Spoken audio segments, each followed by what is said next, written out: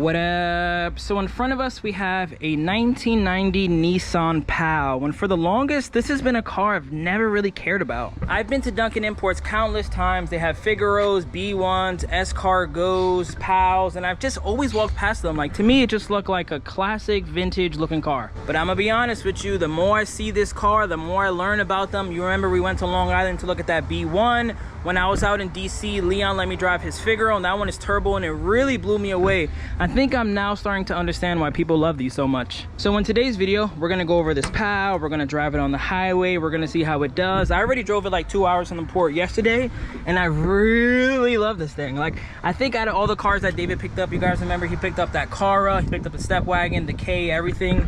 This might be one of the coolest imports I've ever seen, period. I know it's not a K and K is the way, but there's something about the pistachio interior and exterior with the walnut seats. You got the wood grain Nardi, basketball hoop cup holders that just makes this thing so cool.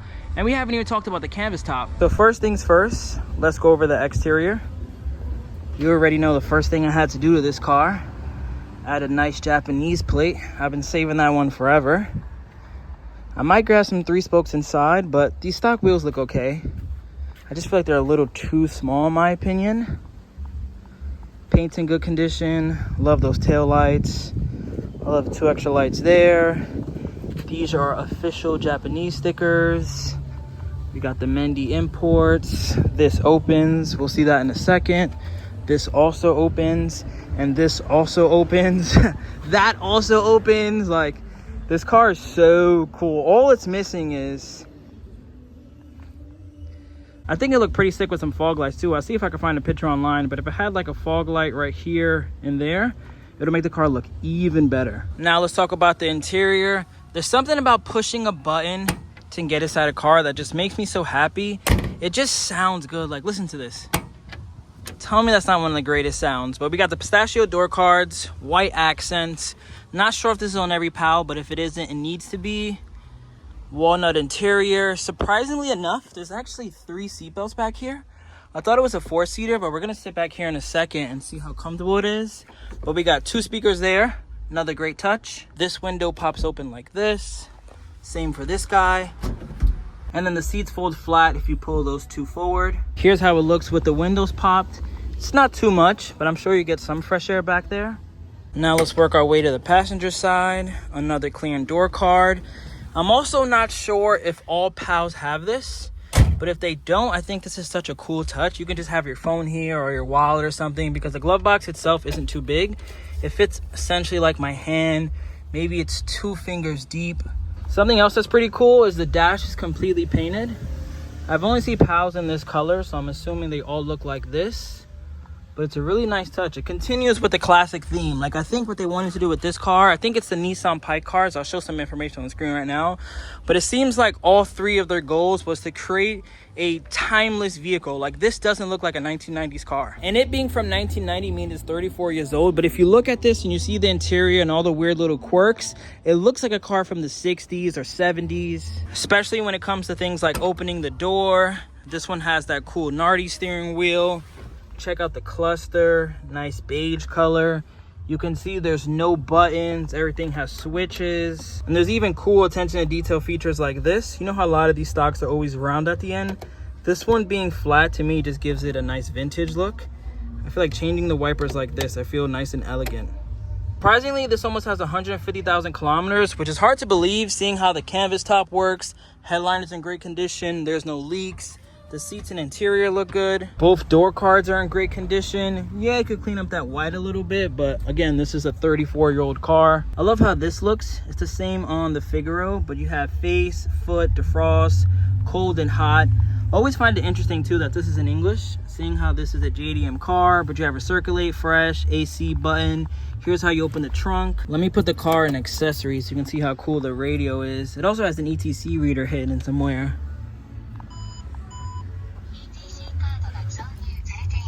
Oh, it's right there. But yeah, check this out. So here's power, radio's on, and then to tune it, if this doesn't scream old vintage 80s, then I don't know what does. You can even press this to seek. Does that by itself.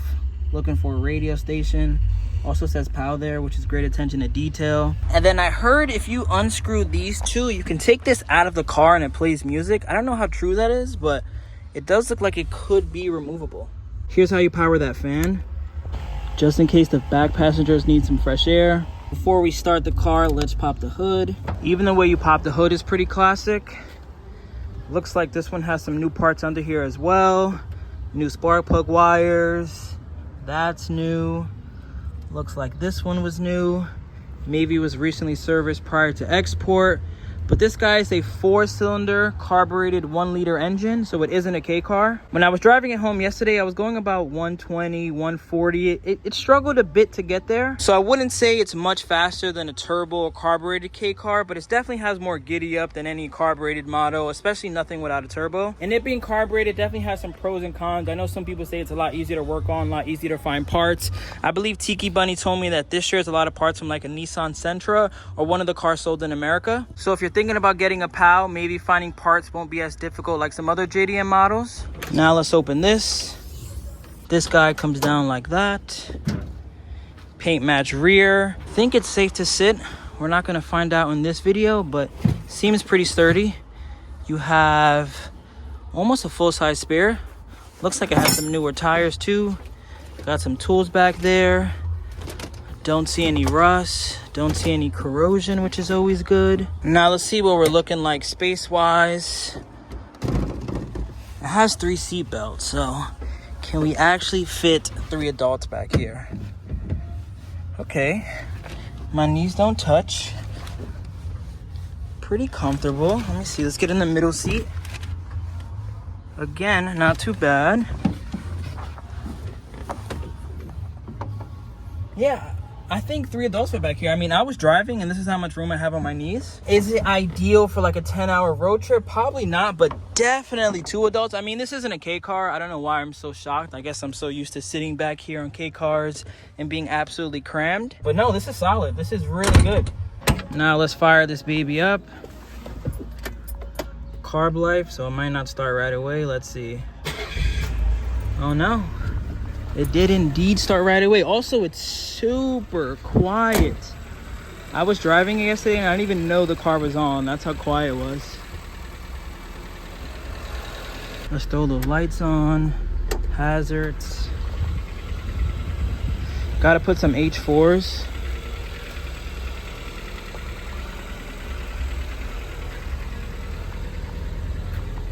I'm gonna run inside and grab some 3 spokes right now, just because I have the perfect set though. I think I have a set that will look really good on this car.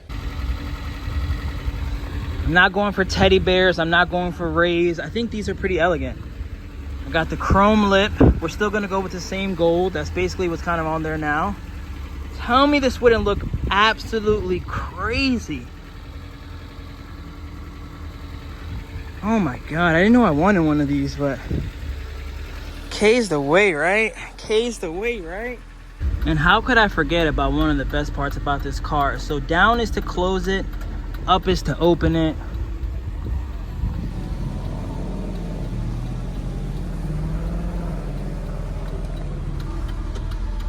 I know my last video was me completely crapping on the AZ1, and this isn't a K car, but David is selling this for around 9,000 to 10,000.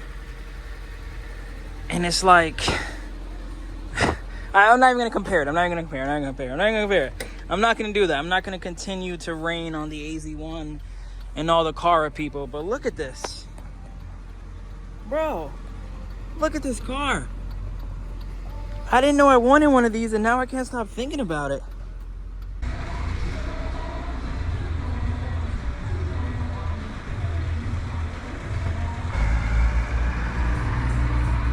Something else pretty cool about the POW is the way you adjust the seat is like this.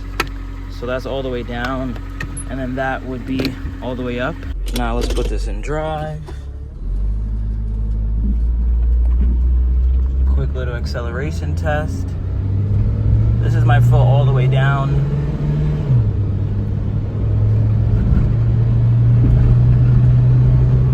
So know what I mean? Like, it's not much faster than a K car when it comes to like 0 to 100 kilometers an hour. It can go like 120, 140, but it being carbureted, it just doesn't have that giddy up like fuel injected models do. I haven't even done the coolest part, which is the fact that that works, the fact that it's electric, and the fact like just like that. Come on, guys. Come on. I'm not even trying to sell this Pao right now. I'm honestly just giving you my opinion.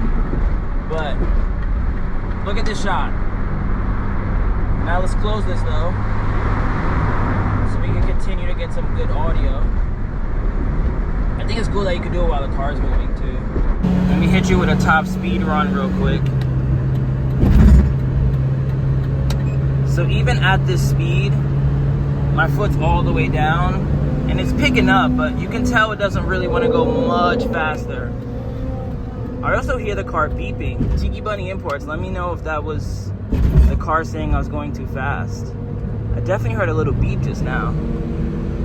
But one thing I really love about cars like this one, the Subaru Domingo, the Suzuki Wagon-R Wide, is that essentially it's just a bigger K car. You get more amenities, more space, a much better daily, without sacrificing getting a normal looking car. Like, yes, an Altezza, a Crown, all those vehicles are really cool and they're from Japan and they'll be much better dailies than this. But you still kind of want to get a weird, quirky car without necessarily getting a K car that could only go 50, 60 miles per hour, you know? That's why I can see myself dailing the hell out of this one, especially with the canvas top. Update, so I'm currently going to Japan today. I recorded more footage of the Pao from the other day, but the clips just got all messed up. I don't know what happened, but this is kind of the outro to the video. I record some more of the Pao for sure, but I'm going to Japan today, guys, so this video is going to be the last video I make in America for all of July. We get back in August, so my plans out there are to, I guess, maybe buy a car, but I already got that mirror walkthrough coming in. I bought a K truck also. My Patreon homies know exactly what cars those are. And, you know, I'm looking for a clapped out K. David literally has that Suzuki K, so I could just get that. It's already states out. It's going to have a title, so that kind of makes life a little easier. But who knows? I'm definitely always in the market for something fun. We got rid of the Daihatsu mirror walkthrough, so that's good. We got to sell the Cappuccino. I mean, I want to keep it. I want to sell it. But in all reality, like, that car has hit its content cap. There's not much more I can do with it. Even if I do use it for Lime Rock, it's like, all right, then what? Like, I can't just sit on a $10,000 car when I can use that $10,000 in Japan and buy a Subaru Vivio, a deck van, a fire truck. But overall, this is a great car. I've been driving it for the last couple of days. The canvas soft top is sick. The cluster, the wood grain, the wheel, everything is really cool about it. It's just really high right now, and I can't even think. There's 1,000 things going on right now. So maybe I'll insert some more clips when my head is not spinning. I also think I just missed my exit. I do have to say there's a couple flaws in this car. First and foremost, these seats, on a hot day like this, I am sweating. My back is on fire because these are just not the best seats for a hot day. On top of that, at faster speeds, something like this, or really even like slower speeds, when you take sharp turns, yeah, the car's definitely beeping. What is that?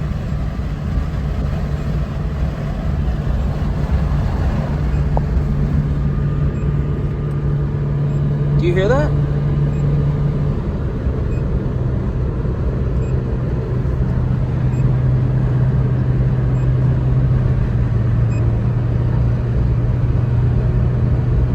It can't be that it doesn't like going 100 kilometers an hour. Let me go faster again. Oh yeah. When you go 110, it starts beeping. Interesting. But yeah, if this car had some wider tires, I think it'd handle a lot better. These K-Spec wheels are not it. But I'm in this video here. Your boy's currently in Japan, looking at globe plates, editing this video. I'm very hyped to bring you guys over 3 weeks of Japan content, buying some cars, checking out random dealerships, checking out random K-vans like the one in front of me in this clip. But thank you guys for watching. Catch you on the next one. Japan 2024. Peace out. Remember the name. This is way before the fame.